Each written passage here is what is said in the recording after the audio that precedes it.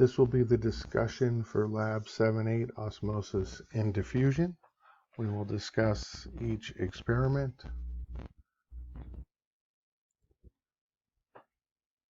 So for the 2.6a, where we have the test tube with xylene and water, the water was on the lower layer, the xylene was on the top.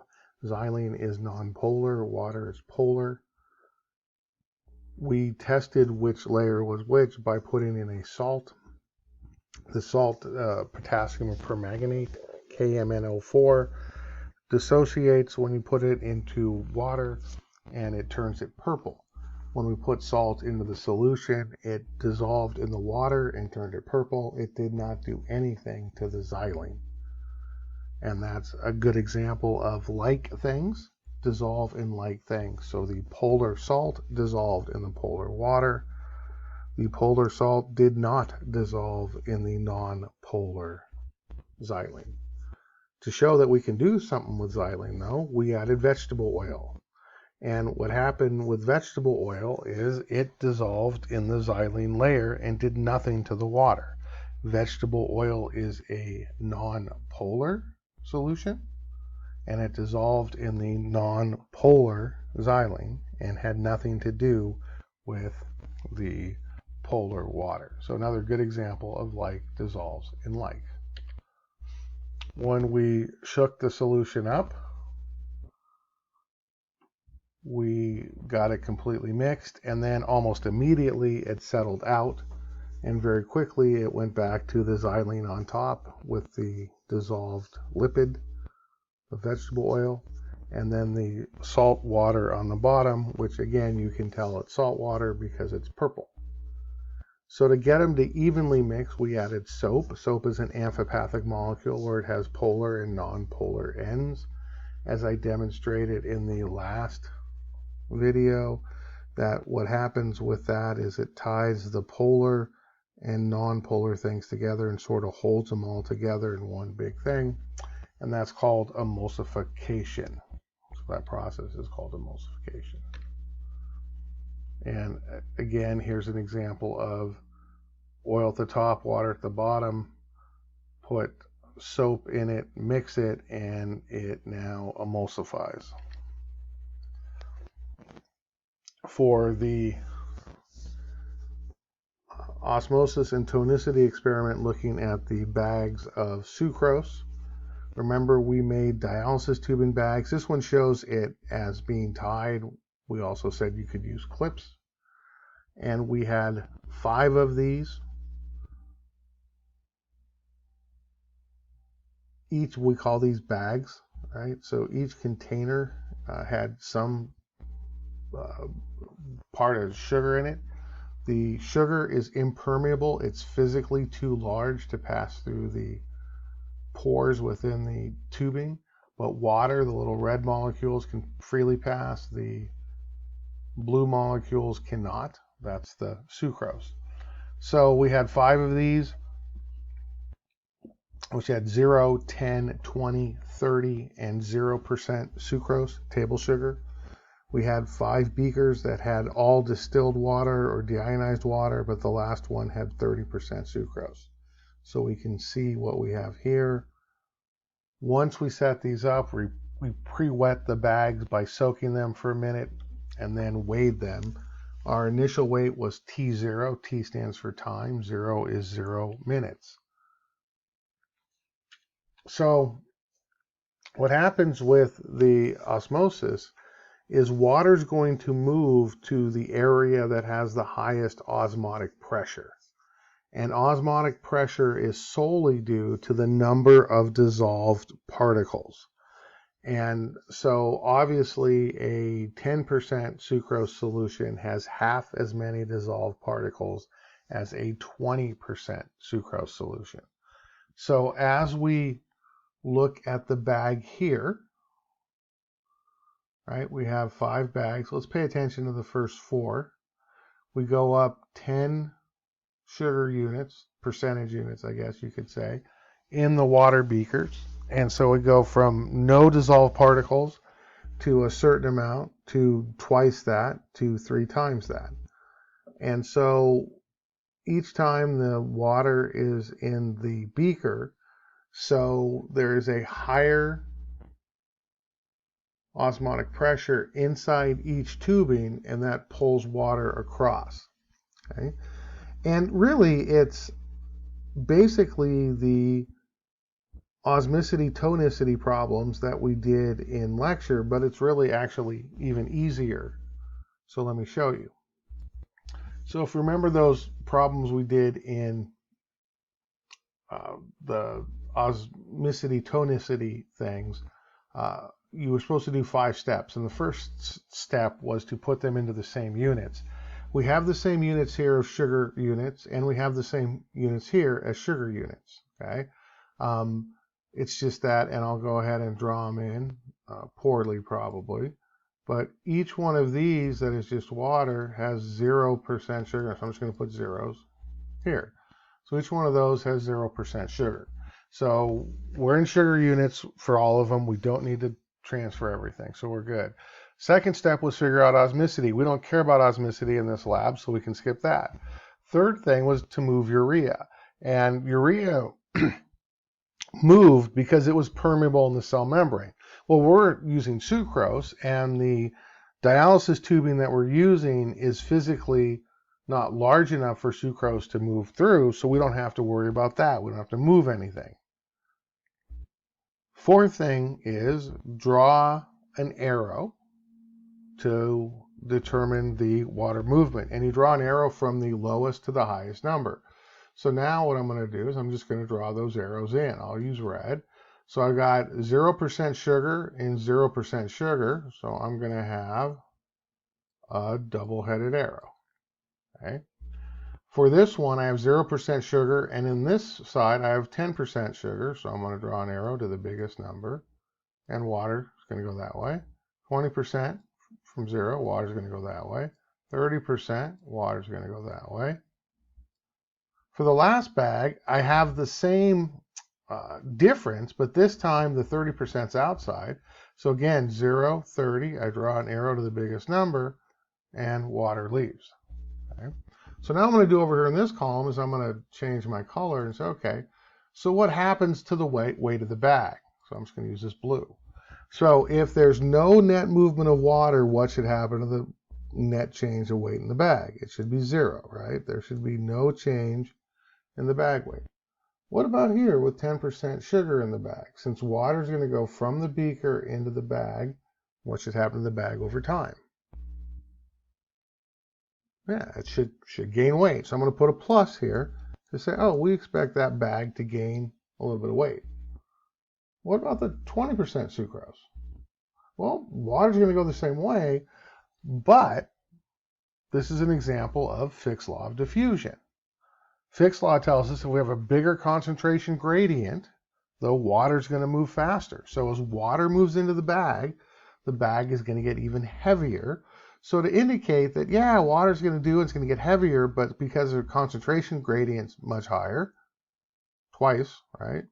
This is going to go in faster, so let's put 2 pluses and say, okay, bag's going to gain weight, but in this case, it's going to gain weight even faster. Well, now we have 30% sucrose and 0, so what do you think is going to happen here? Yeah, it's going to get heavier, but this time, because it's 30%, it's going to be faster, so I'll put 3 pluses there. So the weight's going to go up. Now, for the last one, it's going to be a similar thing, but this time, we're going to lose water out of the bag and bring it into the beaker. So the bag's going to get lighter. It's not quite exactly the same way, but I'm going to put 3 minuses. So we're going to lose weight. So that's what happens, and that's all due because of osmotic pressure.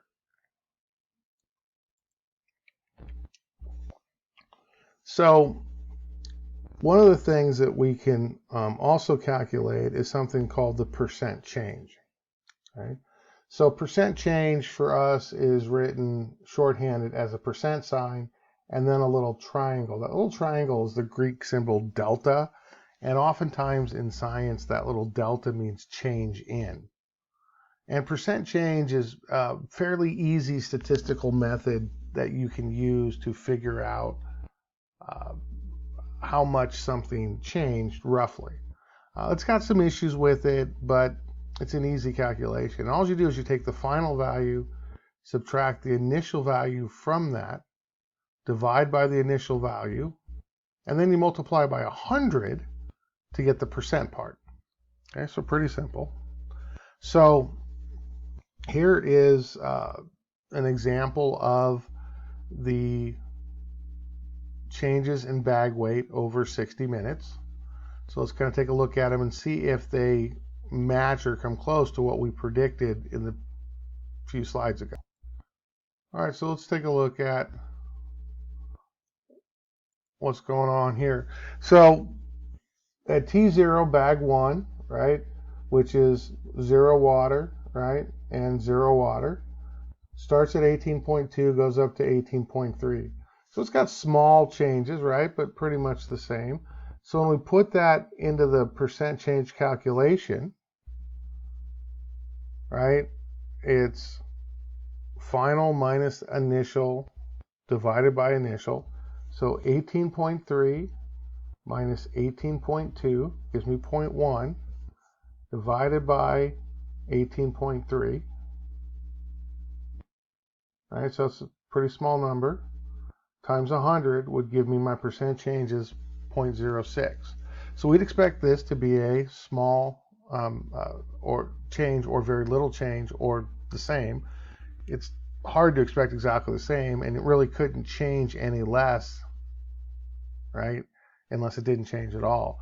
So we're going to say, okay, that matched our predictions. That was a 0 change, essentially. Now for bag 2, it started at 18.6 and went up to 21.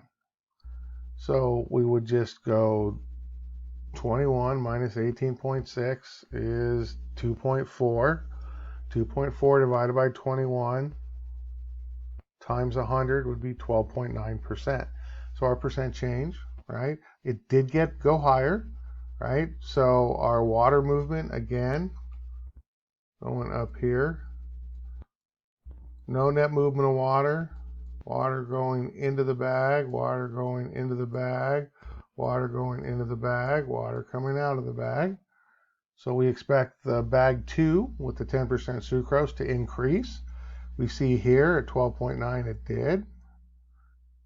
For bag 3, we expect it to go in 20% sucrose, right? But because it's a bigger concentration gradient, we expect to see it faster. So we said it would be 2 pluses. We look over here. Oh yeah, we got 2 pluses. That's good. Bag 4 is going into the sucrose bag, right? It's going to pull water in even faster. We said, oh, that's going to be a bigger difference, 27.6, right? Much bigger than a little under 20. So we said, oh, that's going to be 3 pluses, right? So that makes sense. That happened as well. And then for the other one, we're going to lose water from the bag into the beaker. So it's going to drop weight. And we look and we say, oh, wait, it went from 18.9 to 12.5. So it did drop weight significantly. And so now we go 12.5 minus 18.9. So you get a negative number, right? So that'll be negative 6.4 divided by 18.9, which is about a third. That's going to give me minus, because remember this was a minus number because it went down, 33.9. So we will, in fact, as we predicted, have 3 minuses to show this goes down. So it works out exactly what we expected from our predictions. So this was very good data. So for the exercise 2, we have these different concentrations of sodium chloride and glucose. Okay. Now those are easy because remember they are stuck on the outside of the cell. They're not going to diffuse in to the cell. And we can figure out the molarity from these concentrations, and then the millimolarity, and then the milliosmolarity, and then based on that, predict the tonicity and then see if that matches our observed red blood cell appearance. So to calculate molarity, all right, here are the calculations. So 0 is easy because that's going to be 0, right? But let's do 0.41 grams per deciliter. So if we want to figure that out, we'll start.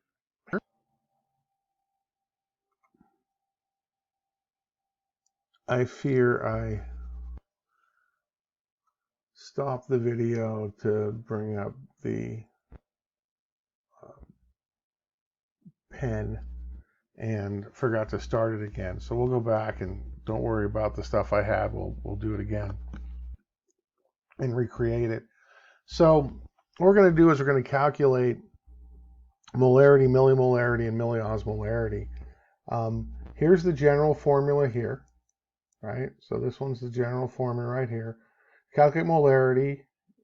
You take the grams per deciliter, right? This is going to be given. This will be actually the concentration of the solution that we had from the table that we would, use to put the red cells in, times 10 deciliter per liter. This is a dimensional analysis. There's 10 deciliters in a liter. The reason we do that is we want to cancel out deciliters and keep the units of liters. And then times 1 mole over the molecular weight in grams. Okay, so that's also dimensional analysis. And I can get rid of my grams here and my grams here. So technically, I'm going to be with units of moles per liter. But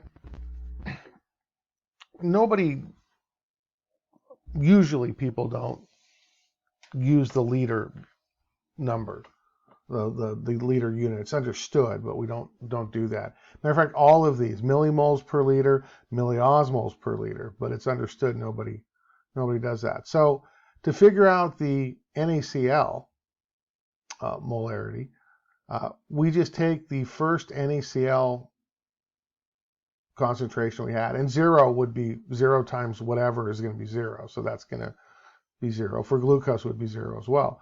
But for this one, where we take 0.41 grams per deciliter, this was the lowest concentration we had of NaCl. Okay? And now you just replace it. So this is my X right here, right? That's the 0.41. And then this stays the same.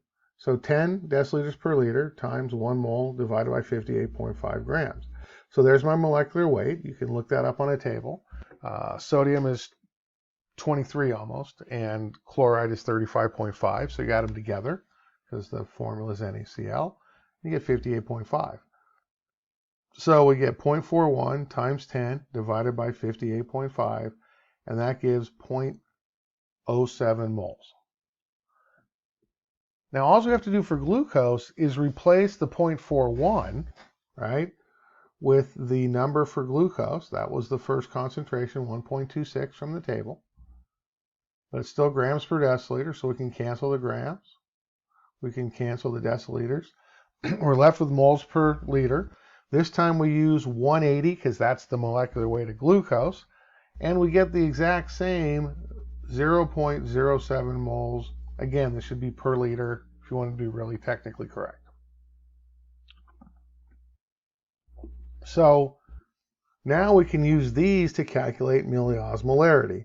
Well, that's pretty easy. Millimole, which is more often than not is written as small m, capital M, and that's it.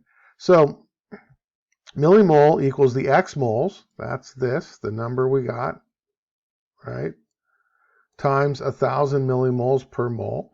That makes the moles cancel out. We're left with units of millimoles. Understood, it's still liters. And you got your millimole.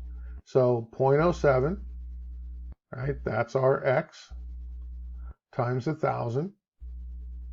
The moles cancel out, so we're left with units of millimoles, and it gives me 70. And the exact same calculation for glucose, we're at 0.07 moles, and it's the exact same calculation.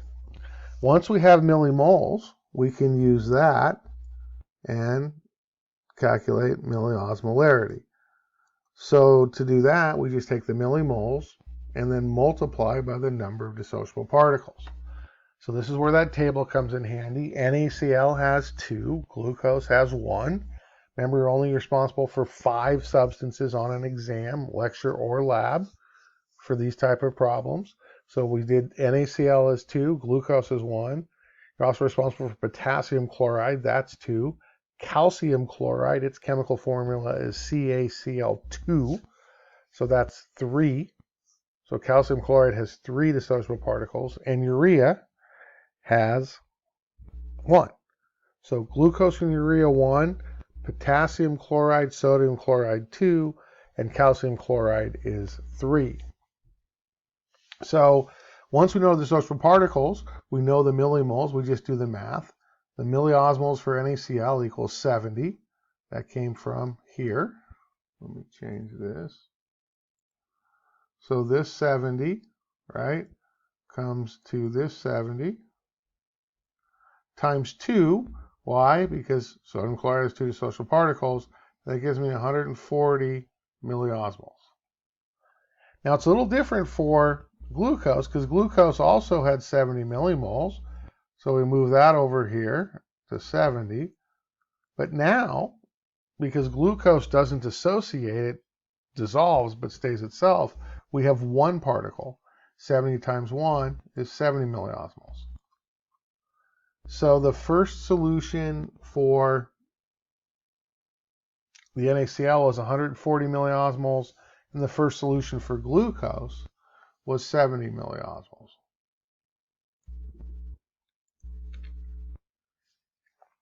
So to determine the tonicity of the cell, right, you compare the cell, right, to the solution, right? It's actually a solution to the cell, right? So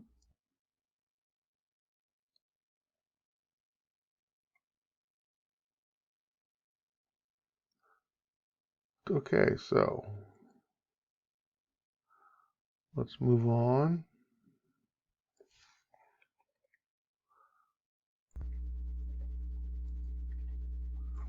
So here's the data that we see, and you can kind of see the molarity. You should calculate these, you should practice, and you should get numbers like this, like this, like this. Look at the tonicity based on the number, right? And then what was the red blood cell appearance? And this actually follows it fairly well. You should get comfortable with that data though. Again, when you're looking at the cells under the microscope, the red blood cells would get bigger in a hypotonic solution, would shrink in a hypertonic solution, and in an isotonic solution they would look the same. For the osmosis and tonicity, remember we're measuring for numbers 3 and 4 the effect of size and polarity. Again, I think the best way to remember this is in order to move across the cell membrane, which is really what we're measuring here, you need to be small and nonpolar. So in number 3 of the supplement, we're looking at the effective size. How small are you? And in number 4, we're looking at the polarity. How nonpolar are you? Right? Now, it doesn't work exactly like this for all of them, but a good general rule of thumb is the more polar something is, the less non-polar it tends to be at the same time. Right? So, in terms of the experiment then, if you need to be small to move across the cell membrane, the smaller you are, the faster you're going to move. If the hemolysis time is a result of things moving across the cell membrane, smaller molecules will have faster hemolysis times. In number 4, it's polarity. You need to be nonpolar, right? So the more nonpolar you are, the faster you're going to move, everything else being equal. So if you're smaller, right? So if you're smaller, you'll move faster. And if you're more nonpolar, you'll move faster. So number 4 looks at that. And we're going to move a whole bunch of these nonpolar molecules in and burst the cells, and that's our hemolysis time. So if we have an isotonic solution, right? So 0.3 molar inside the cell almost, 0.3 molar outside the cell, and there's no net movement, we're not going to see anything happen. But if we put in a hypotonic solution, so the solution is 0.15 here, okay?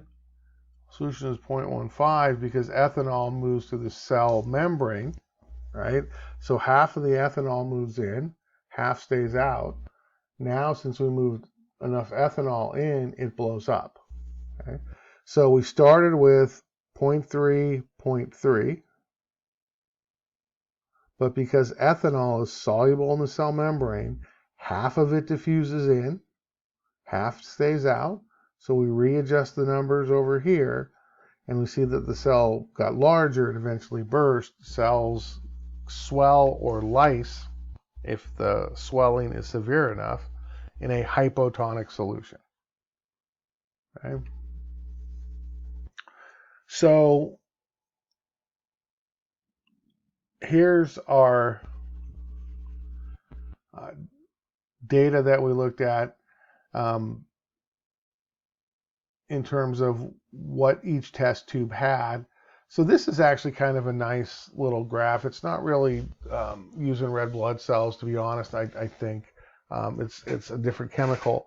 But this first one, right, shows I can't see through it, right? Not hemolyzed. Second one, in the process of being hemolyzed, I can see through a portion of it, but not all of it.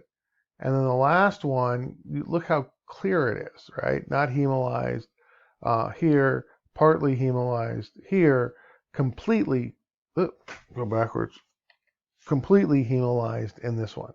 So this one kind of shows everything exactly what it is. And what it means, again, is we moved enough particles into the red cells where they burst, and no longer do we see basically the fat layers, the organized fat layers that make up the cell membrane, because now they're dispersed through the entire solution.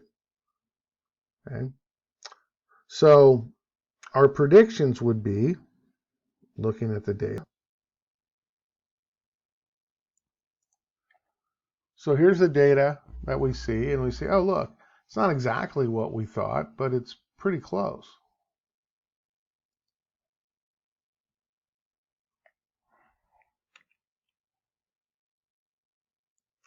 I wasn't done. I wanted to show you the data. So we expected this first one to be fast. 4 seconds, that's pretty fast, right? So here's my 4 seconds. So it took 4 seconds to go from that cloudy to clear where you could see like a letter through the test tube. Ethylene glycol was even faster, just 2 seconds. We expected those to be pretty fast because they are smaller than the other ones. We're looking at size, molecular weight. For the glycerol, right, we said, oh, it's a little bigger, it should go slower. It is 44 seconds, right? And the glucose, we said, is pretty big. It's twice as big as glycerol and 3 times bigger than the other two. And we said, oh, it doesn't take a while, and it was more than 10 minutes. So we can see that, yeah, it took a while. Now for polarity, we predicted that the first two would be pretty fast. And again, 3 seconds, 8 seconds, that's pretty fast. The ethylene glycol was 22 seconds, and the glycerol was a full 8 minutes. Now, this glycerol here and this glycerol here are different because they use different concentrations. Remember, one was 0.3, one was 0.4. All right, so here's kind of the general scheme of things. As we move down the table, right, from low molecular weight to high molecular weight, right, hemolysis time increases. When we move down the table, going from low polar groups to high polar groups on this end, hemolysis time gets slower. All right, so you know,